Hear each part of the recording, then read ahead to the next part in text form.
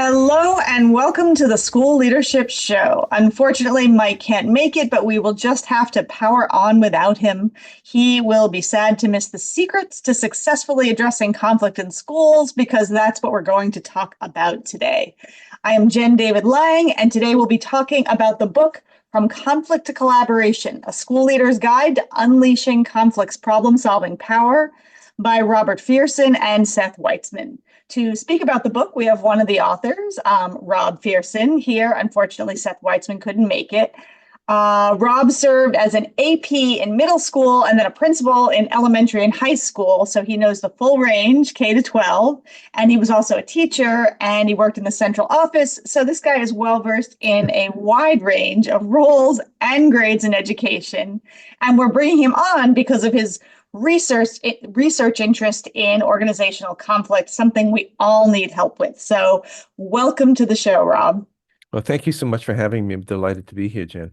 So glad you're here. So let's dive right in. How prevalent do you think conflict really is in schools and why? Well, it's interesting that we started writing this book just around the time that COVID hit. And we really wrote it with our focus first on the organizational conflicts that school leaders and other stakeholders experience. But as COVID continued and the polarization that affected our country kind of increased by many amounts, we realized that it has wide-ranging implications, not just for the kind of inner organizational functioning of schools, but kind of their relationships with their communities. And so we think it remains obviously a very timely subject. We hope that the country comes together all the time, but polarization remains a fact of life. Yeah. We see, yeah, No, go ahead. Yeah.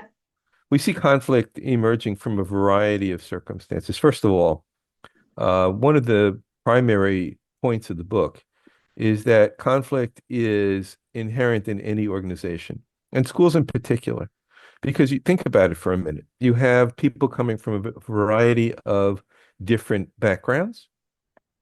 You have different roles in the system, teachers, school leaders, clerical workers, custodians, students, parents, community members. Everybody has a place in that at the table.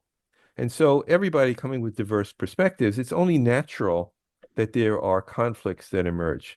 In addition, the same thing applies to organizations. We've done a lot of studies of organizations, and what comes out is that conflict is inevitable in any organization for the same reasons. But in education, the stakes are so much higher because, of course, we're dealing with the lives of children and we're shaping the next generation. And so we think that it's important for educators to have an awareness of conflict and how to deal with it. Interestingly, as you mentioned, I pretty much performed every role you can as a professional in a school system. Yeah. And of course now I'm in higher education where I'm an associate professor at Manhattanville University and teaching school leadership classes. Hmm. In all those experiences, conflict and how to deal with conflict was never mentioned. Yeah. So it's an underdeveloped area. And when I talk to my students, these are prospective administrators, it's the one area that frightens them the most. Yeah. They can handle the details. They know scheduling is a bear. They know that there's all kinds of issues with curriculum. They don't worry so much about that. They worry about conflict Yeah. and whether they can successfully address it, and perhaps even more basically, what they can do to not make it worse. Yeah. Yeah. No, I think you've hit the nail on the head. I mean, you say that conflict is inherent in any organization, but it's not just that the stakes are high in education, but it's such a people heavy type of organization, right? It's not Absolutely. like, okay, now after this meeting, everybody go back to your cubicles and work on your computer. It's like, no, That's after this meeting, now go into a room with 26, 30 students, right? And then have a meeting with teachers and so it's very people heavy organization, right. schools are. And Yeah. then, I do think you're right that, principal schools don't focus as much on conflict, even when there is a course. And it is really something that even if you read about it, you do need to experience it head on, to begin to learn how to navigate it. Can I ask if your own experience as a school leader with conflict, was that any reason why you went on to research this or write a book about this? Did you have any particular experience with conflict that led to this interest? Oh, I think both. I'll speak for Seth, and I'm sure he will agree. We've experienced conflict very often, Yeah. and there are a number, and I could give you any number of examples. I mean, Yeah. first of all, remember that in education, unlike other professions, there's no consensus about best practices. Mm, So, when you go to see a physician, for example, and you go into the office, the physician will do a protocol. They'll take the mm, history, they'll take your height, your weight, they'll take your blood pressure, they'll examine you, et cetera, based on your complaint. But that's a standard protocol. In mm, education, we don't have those kinds of protocols that everybody kind of agrees upon. And mm. so that every major curriculum issue arouses conflict. We had a discussion not so many years ago about changing high school starting times. Now, there's a lot of research about how the adolescent time clock, Mhm. their systems really work better later in the day. High schools tend to start very early. Some start 7, 7:15, 7:30. Yeah. So one would think, well, let's take a look at that. It turns out it's a very difficult topic to broach. Yes, very touchy. And yes, it has all kinds of implications. So the interconnections in any educational issue are enormous. Yeah. Let's look at this high school starting time, busing, childcare, athletics, Yeah. budget implications, Yeah. opportunities for after school work. Yeah. I mean, Yeah. all these things come into play. And so, yeah, you have to be prepared for conflict. Plus, And I'll give you I just was one more just going to example. add Yeah, go ahead. so you say there's no consensus on best practices, but then also people come into the profession with very strong ideas because everyone has been a student That's right. K-12 and more. Absolutely. So we've seen it from the other side. So either we have strong feelings about what was done to us or not done to us. So my Absolutely. husband always says in education and in restaurants, the customer always thinks that they know how to run it even though they've always been on the other side, but it's a That's very different thing. that's a Right? that's a great comparison. So, Um, yeah. the um uh, the other point I was going to make about yeah. conflict experiences is budget time. Now, every school Yeah. district goes through a budget, Oh, and budgets reflect values. It yes. reflects what your priorities are. So Mhm. inevitably, there are conflicts that emerge about the choices you have to make. And because we never, and we will never, I can tell you, I can predict this for certainty, we will never in education have all the resources we really need. So you're always making choices about where to put the dollars for the best results. And so, yes, the short answer to your question that I gave a long answer to is yes, many times have I experienced conflict. Okay, I just wanted to see if it was coming from the heart. But yeah, I mean, you think about values, in other organizations, maybe you're deciding should the Coca-Cola can be 8 ounces or 12 or 16 ounces. You might have different feelings about what will sell better, but it's different than the deep values we have about, bringing up the next generation. That's terrific.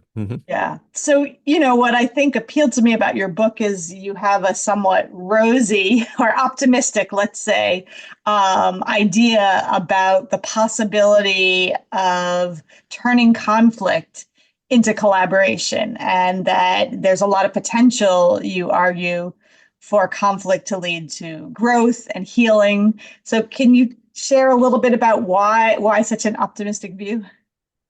Well, first of all, because we've put this into practice in our own work, so we've seen some of the results.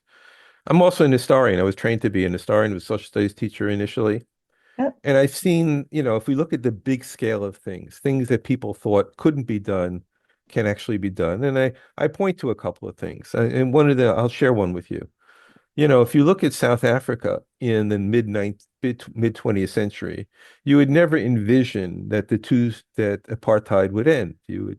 You would see Nelson de Klerk and of course I'm blanking on Nelson Mandela, never talking to each other, never agreeing on anything. But in fact, things moved in a direction that enabled some resolution to that conflict occur. They even had Yeah. a Truth and Reconciliation Committee. Yeah. So there are examples on the big stage and the small stage of these things for happening. And Yes. our approach is that conflict actually builds, it becomes a gift dealing with conflict productively actually Hmm. becomes a gift that keeps on giving Mm. because it builds organizational capacity. Once people learn what we call conflict agility skills and understandings, they are armed with a repertoire of approaches that can bring together sides that initially thought they couldn't agree on much. Mm. And the book really goes into detail about that, both from a leadership perspective and from an organizational tool perspective for building that capacity. We'll get to that. Yes, we Mhm. will. Mhm. You may be the only person who I've ever heard describe conflict as a gift that keeps on giving. I love Well, that. mastering conflict is the gift that keeps on Mastering, giving. mastering Yeah, conflict. right, Yeah, yeah, right. yeah. So yeah, we are going to get to sort of your larger approach, but I wanted to get some of the specifics down first. Mhm. So in the book, you describe three types of conflict: task conflict, process conflict, and relationship conflict. Right. What is it important to know the difference and between these types of conflicts? Yes, I think so. In any situation, knowing the cause or knowing the primary issue is really important. So, task conflict is really about the what are we doing? What are we doing? Why are we doing this? Hmm. It's important for people to know the why. Yep. It's a necessary but not sufficient way to engage them. Hmm. Um, Process conflicts is about the how we do stuff. So lots of times we in education we agree on the what. Hmm. We agree on, for example, no one would disagree that kids have to have a basic understanding of how our language works in order to be competent readers. The question about how that's done Mm. has engaged people for a couple hundred years. Yes. Most recently, we see this debate about the renewed interest in the science of reading. Yes. So that's a process, in part a process question. And then the other one, which is relationship conflicts, the literature, and again, we've gone into some depth on this. The literature is clear that of those three forms of conflict, the most difficult one to address is the relationship conflict. Mm. Those become embedded in people's sense of self. Yes. And when you aggravate that sense of self, when you tickle that, or whatever word you want to use, it becomes very difficult. People get hardened positions, they become defensive or aggressive. So our general approach is to avoid those relationship conflicts and focus on the task and the process. And anytime you can do that, anytime you can bring people to refocus their energies on this, or if you can prevent that from happening in the first place by Mm. focusing energy on the task and the process, it's all to the good. Yeah. Well, so let's talk a little bit about that prevention. So before we get into addressing conflict, if, for school leaders who are listening, obviously an ounce of prevention is what everybody wants. So what are things they can be doing now if they don't particularly have any large conflicts in their schools and they want to lay the groundwork for inevitably, as you say, when a conflict comes? Well, I think a foundational element there is trust. Hmm. Michael Fullan, who's written how many books and articles on school change and school improvement, always reminds us that relationships are the key to everything. Mhm. So building trusting relationships is really a foundational element in being able to lead anyone or any group through difficult times. And we talk about trust builders and trust busters. Trust builders, for example, are communicating your intentions clearly. I think it was, I'm trying to think who it was. It was George Bernard Shaw, I think, who said something like, the biggest the biggest misunderstanding about communication is the illusion that is taking place. Yeah, I love that quote. Yeah. So being a skillful communicator certainly is important.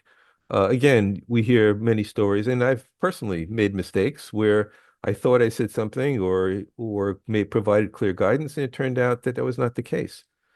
Um, Another trust builder is being consistent. Hmm. People need to know what you stand for, what you believe. You need to articulate that, and and mostly you need to act on it, because those inconsistencies, people spot them in a second. Yep.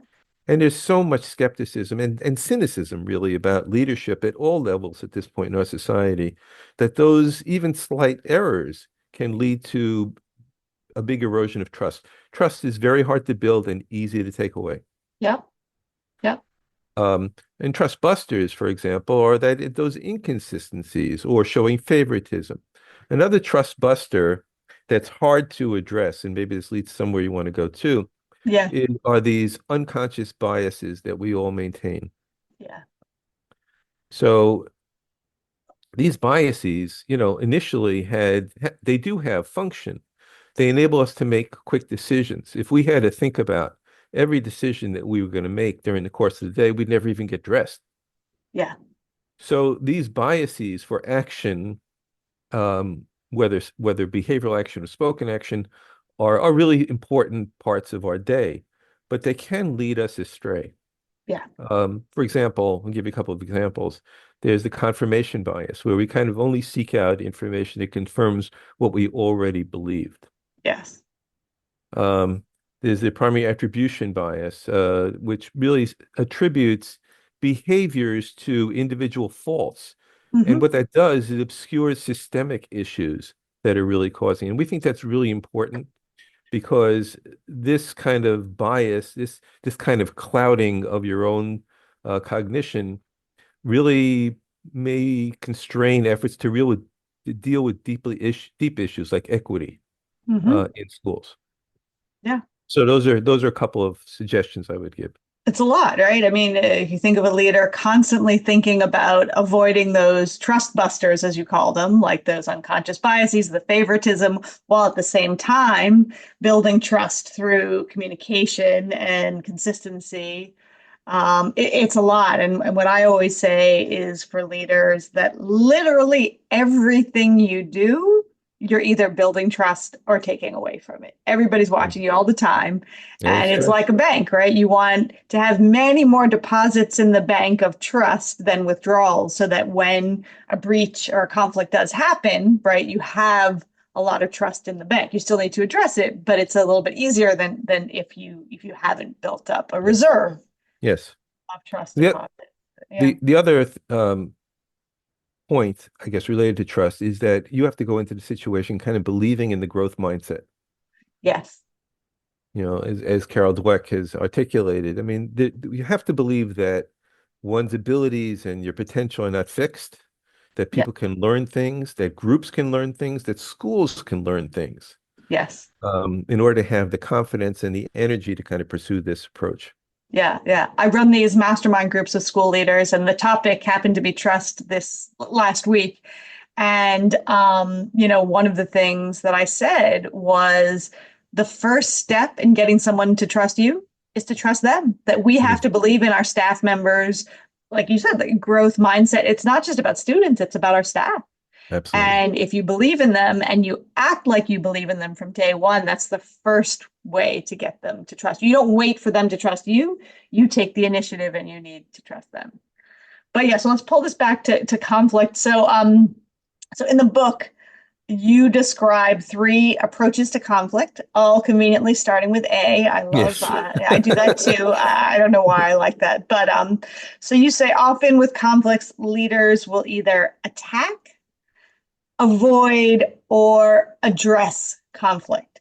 So obviously we don't literally mean attack with a machete, but so taking, let's say you have a new math curriculum, right? Like we're both here in New York, right? New York City, a new math curriculum, and many of your teachers are resisting implementing it. Can you sort of describe what attacking, avoiding, and addressing might look like for the leader? What does that mean? Sure. Well, every time we implement something, obviously you want something to happen to change. Right. Uh, but when you meet resistance, when you meet these kinds of conflict, and math is a great example too, for the debates about how to teach math and what to teach in math have gone on forever, as I'm sure everybody listening to this podcast will attest to. And it doesn't matter what level you're talking about either. It could be the primary grades or high school graduation requirements. It's Yes. all there. So what school leaders may do, one of these A's is avoidance. Mm, So you pretend the conflict doesn't exist. You avoid talking about it. You just let things go on. There's a sub practice within that called we call orbiting, mhm. which is the practice of, well, what we'll do is we'll study this issue and we'll come back and talk about it in a few weeks or a couple of months. And this goes on forever because the committee never seems to end, or the committee disbands and then only to be revived a couple of years later. Or, So, very simply, right? You walk into a teacher's classroom, they're not implementing the curriculum they should, and avoid is you don't say anything. You no, just you don't say let it anything. stand. Yeah. Right, right. So that would be avoid. Yeah. The other part is this aggressive kind of approach to things where Mm, you literally attack people for not performing the way you want them to do it. And of course, anytime you do that, you raise your voice or you threaten people or you try to coerce people into something, you may get some higher level of compliance, mm, but you don't get ownership. mm. And ownership is much more self-sustaining. Ownership enables people to reflect on their own performance, their own behavior, their own thinking, and come up with some critical thoughts about it, about how to improve it.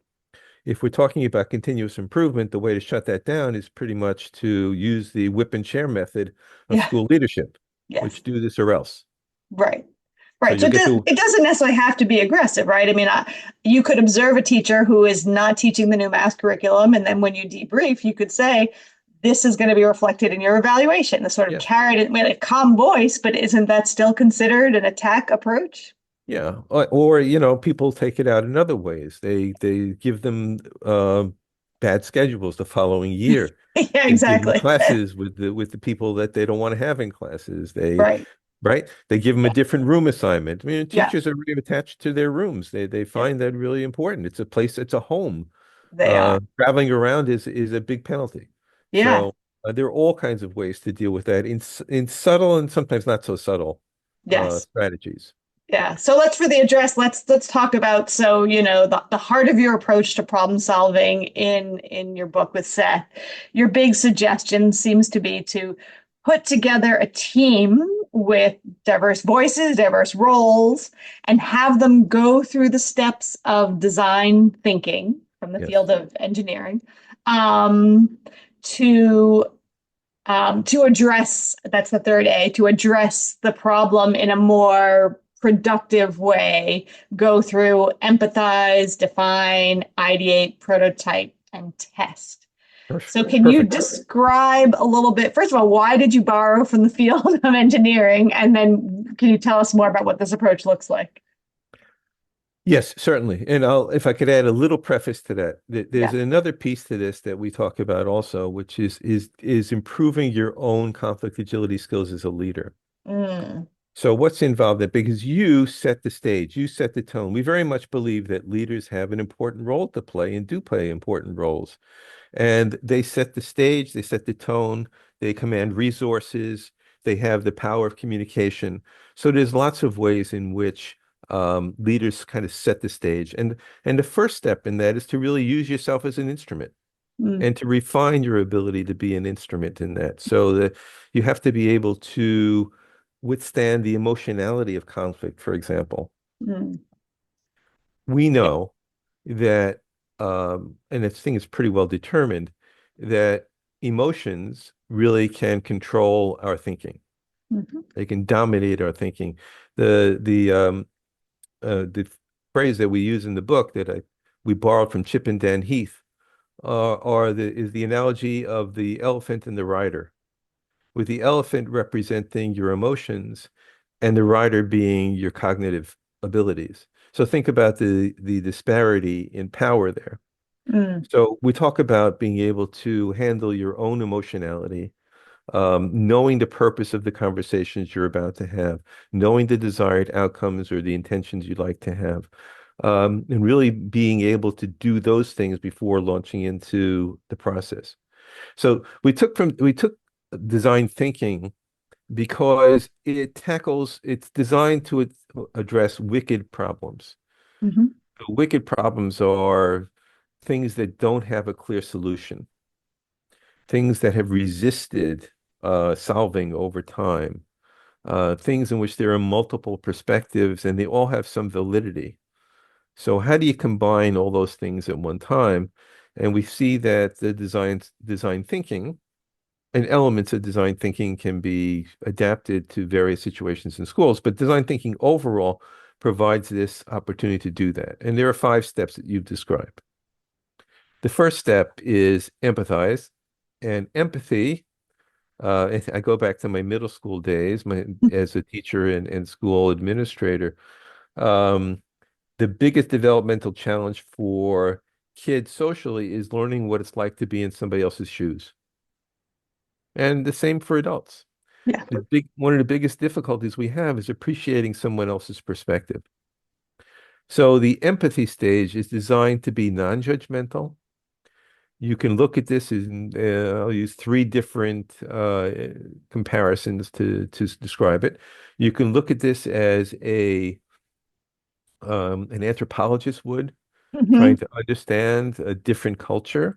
Mm-hmm. You can look at this as a detective trying to Mm-hmm. piece together a scene and what happened before and after, or you can Mm-hmm. look together as a reporter who's trying to get the whole story by getting as many perspectives as possible. And we talk about going out in the field and really sampling opinions.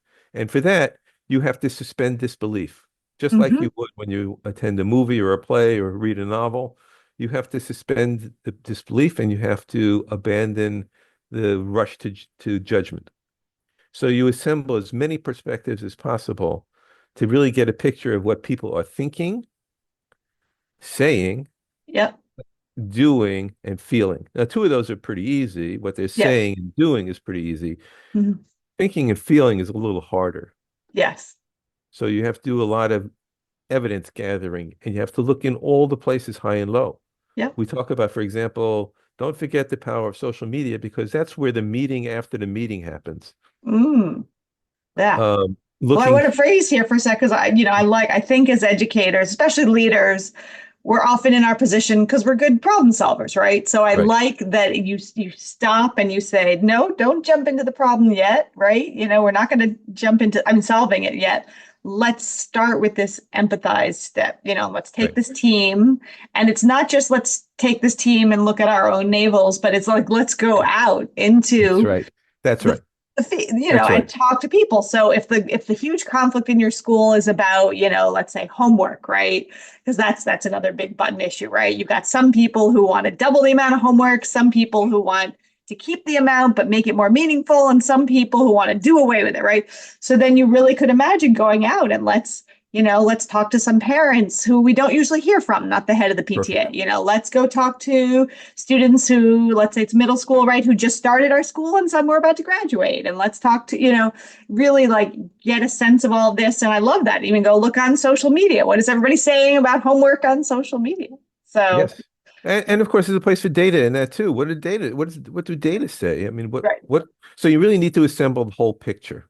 Yes. Um, and again, this is it's a difficult step because we are pressured. We Yep. can't ignore the pressures that we have to make decisions and come up with Yep. solutions to these problems. So Yes. that's empathy. So empathy is stage 1. Now, having all that perspective, we move into the second stage, and the second stage is define. Yes. Here you have to figure out what's really the core issue here. Um, So define the conflict. Even though on the surface it could be the issue is about homework, right? So really defining it after doing all of this right, research. right. So, and we use the phrase, the issue isn't always the issue. I like So that. the Yeah. presenting issue may not actually be the issue at heart. Right. That has 2 purposes. One, it really makes your problem solving much more efficient because you really know you're hitting the mark. Yes. But once you move away from but the second piece is that once you move away from these kind of very specific issues, like it should be 3 hours a night, or it should be half hour a night, Yeah. right? It should be with the parent, without the parent, whatever it is. Once you move away from those kinds of logistic kind of questions Yeah. and you get to the heart of what people are talking about, Yes. it's easier to find things that people share. Ah. Nobody in that debate doesn't want their kid to succeed. Right. Nobody in that debate doesn't want their kid to succeed at school. So it's a different, often it's a different issue that's underneath it Right. than Rather than just really the, compromising, like, okay, that camp right, wants 10 minutes a night, this camp wants 40, so let's do in the middle, let's do, right. And that's often what, 25. There you go, right, done. exactly. Right. Exactly. That's what Um, happens. But you don't really, but then you don't really solve the problem. And right. just like an infection that you haven't really cured, it festers and it only comes back. That's true. And the other thing I like about this step is that you describe how the goal is to have a clear, agreed upon statement of the problem. And That's it right. kind of reminds me, I'm a former math teacher, of like, kids who read a word problem and they're like, okay, multiply the five by the seven. It's like, no, no, what are you looking for? Right? Before you get into multiplying, like what is being asked here first? So it's kind of like with the conflict. Let's have an actual written statement so that we know that everybody is looking at the problem from the same, understanding it in the same way. What is the Right. problem here? Okay, The so your third step thir- third right step is, after empathizing and understanding different viewpoints about the problem, getting a definition of what actually is the underlying problem here, and then step three, ideating, coming up with creative ideas for addressing the conflict. What do you say about that? yeah. So in the book, we talk about in our presentations too, in the training we do with school leaders, we talk about the three models of this kind of ideation process. One is the traditional within the box. So, okay, these are the constraints we have, and this is what we're going to deal with. The second one is the commonly spoken thinking outside the box. So we'll think outside the box. In ideate, you really think without any box at all. So no idea is a bad idea Mm, because we often prematurely close off the opportunities to find good thinking. mhm, Because we say, we're problem solvers and we're often very linear thinkers. mhm. So to make those jumps to creative things is difficult. So there Yeah. are all kinds of techniques that we could recommend, ranging from traditional brainstorming to things like trying to find, using some of the discussions of cognitive growth that we have a red hat, green hat kind of approach, Mhm. where one is about things that are most creative, some most practical, and putting those all out on the table so that you get an abundance of ideas. The idea is to get as many possible ideas and then start looking at them and finding where the ideas overlap, what Mhm. the commonalities are, and Yeah. what might hold something you haven't thought of direct before. Yeah. Yeah. And I like that in this section that you give some ideas for how it's not just jump into the typical brainstorming where the loudest people get all the ideas in and really end up closing out ideas. So Right. I appreciate that you give us ideas for Right. how to ideate. So in the Yeah. fourth step, prototype, which I'm also a former English teacher, I see that as both a noun and a verb, but it's the prototype step is really about choosing a tentative solution to pilot. Is that accurate? Right. So it's a kind of formative assessment. Yeah. Again, we want to prevent premature Yeah. conclusions here. Right. So prototype is very brief, very quick analyses of what might work, why might it not work, what can we do to tweak it, Hmm. what modifications might be necessary. So it's like going out and testing a few ideas or three and evaluating them on the basis of three criteria. The first is desirability. Is this what we want? Is this something that leads to an outcome that addresses that problem statement? Remember the problem statement from Define? So does this address that? Second, is it feasible? Can we do it? Do we have the resources or can we provide the resources to make it happen? And three, is it sustainable? What's the sustainability of it? We've seen lots of pilots come and go because they just weren't sustainable. Once you get past the people who were behind the idea, it kind of peters out. So, do we have the ability to sustain this, whether it's through resources, through leadership strategies, through the commitment of of stakeholders. How can we get people, and this would come back to ownership, how can we come back to people owning this process and therefore taking it on themselves to make it work?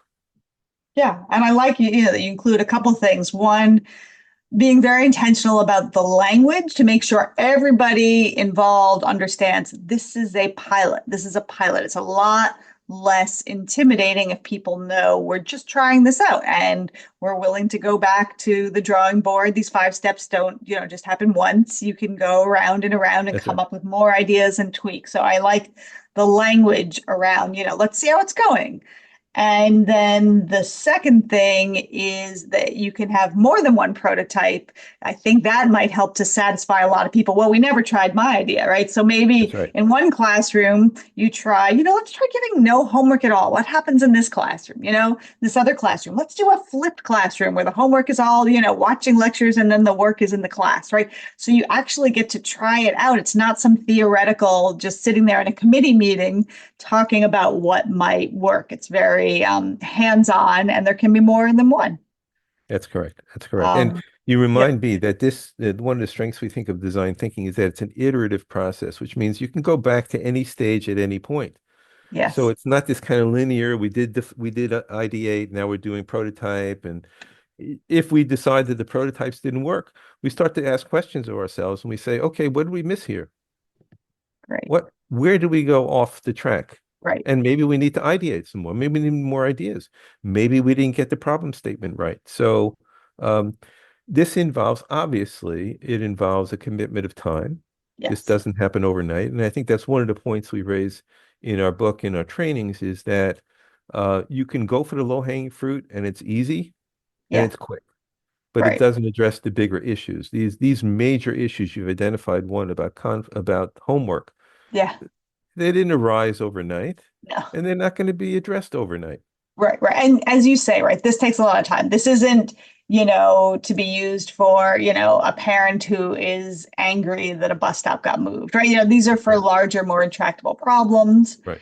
And yes, and the iterating, the going back to step 2, 3, 4, I think that it gives us some flexibility because sometimes we think problems should be solved linearly, right? If we go through these steps, it should Right. be solved, and it's not that simple. The real world is messy.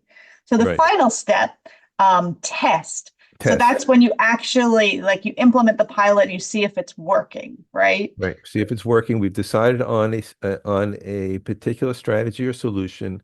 Now we're going to implement it. We're going to test, and we're going to use data continuously and information data. Because I don't want people to be only thinking about test scores or something like that. We're Yeah, going to need data. We're going to use all sources of data. We can go back to our empathy work and talk about what people are thinking, feeling, saying, and doing. We want to know that it's hit the mark. yeah, Um, so we have a concrete end to this. And if, again, because it's an iterative process, if at the end of the whole process it didn't work, where did we go off? What can we yep. refine? How can we make it better? So that, in a nutshell, is the design thinking process. I want to make a point about leadership in this, that it requires the two things that we've kind of hit on. One is that Hmm. trust that people will accept that this is a valuable process, but trust also that they have the capacity to make it work. Mm, And two, it involves risk taking, mm, both for you and all the stakeholders, because we don't know we haven't reached a decision at the beginning of this process about where it's actually going to wind up. yeah, So we have to be willing to, again, suspend that judgment, take the risk, and see what happens. But in the end, when this process unfolds, it yeah, has this, again, capacity building, that people learn these skills. They yeah. develop dispositions that say, okay, this is a difficult problem, but we know that there are possible solutions out there, or at least there are ways to engage each other to address, to work on them collaboratively. Yeah. Yeah. And this, for anybody listening who feels like, oh, this is a lot of work, it's hard to imagine addressing a problem that is significant in anything less than, with an approach that involves a lot of work. So it is work well spent because we all know what it's like to have a rift in the community that is large and that's influencing the way teachers, staff, students, leaders experience the school day and the school culture every day often. That's So right. thank you so much. A big thank you. This is from Conflict to Collaboration. And I'm speaking with Rob Fearson. Seth Weitzman couldn't come. Is there any place you want to send people who want to learn more about you or Seth and your work, or more about this book? Yes, they can learn more about us at our website, which is teacheredge.net. One word, teacheredge.net. Mhm.